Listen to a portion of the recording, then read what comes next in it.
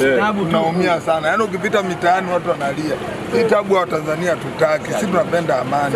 Tunatakiwa tuishi kwa amani, tuishi yetu, kwani tuanze hivi. Ndio maana unaona mpaka sasa hivi watu wametulia kwa sababu gani? Watu wanaogopa ya mambo sisi hatujazoea. Wao ni mtu ushasikia tu kauli maduka yote tumefunga. Hatuwezi kutoka. Siku ile pesa nasikia watu wenyewe walikuwa hatawaje.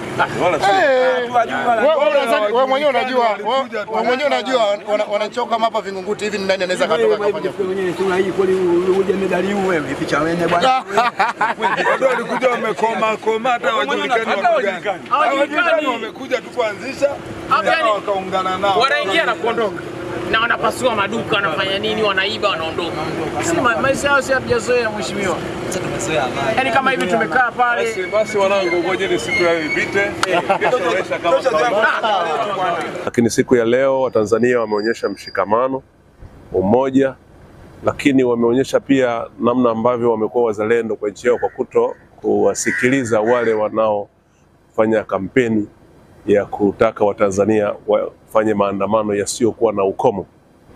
Na kusema kweli sifa na heshima yote iende kwa Watanzania wote. Jeshi letu la polisi kazi yake kwa kweli inakuwa rahisi pale ambapo wananchi wako wenyewe tayari kujilinda. Na nimesema jukumu la jeshi la polisi ni kuhakikisha inawalinda wananchi wao na mali zao, lakini bila wananchi wao kuanza kuzilinda mali zao na kujilinda wenyewe, usalama utakuwa mdogo. Kwa hiyo nichukue nafasi hii kuwapongeza sana wananchi wa Tanzania. Tuendelee kuipenda nchi yetu na tuendelee kuthamini mafanikio yetu haya, na kama kuna changamoto basi tuendelee kuzijadili na kuzizungumza kuliko kufanya yale ambayo yalitokea siku za nyuma. Yale yamepita, yashapita, sasa tugange yanayokuja. Kwanza ulinzi na usalama ni jukumu la vyombo vyetu vya ulinzi na usalama, ikiwemo jeshi la polisi, na ulinzi uko siku zote. Huwa unaongezeka kulingana na mahitaji ya wakati. Katika kipindi hiki toka tarehe za mwanzo wa mwaka huu, mwisho wa mwaka huu tumeimarisha ulinzi kwa sababu nyakati za mwisho wa mwaka huu kidogo kuna matukio mengi.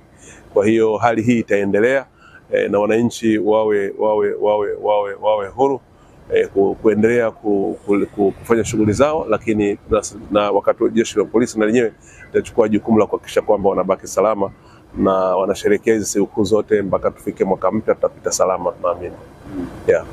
Kwa maana shughuli za wananchi kama kawaida zitaendelea kama kawaida, shughuli zitaendelea kama kawaida. Kesho watu wanakwenda makazini kama kawaida. Leo ndio tumesherehekea bwana. Leo tuliamua tusherehekee kwa kukaa ndani. Sasa na wengine wanatoka wanatembea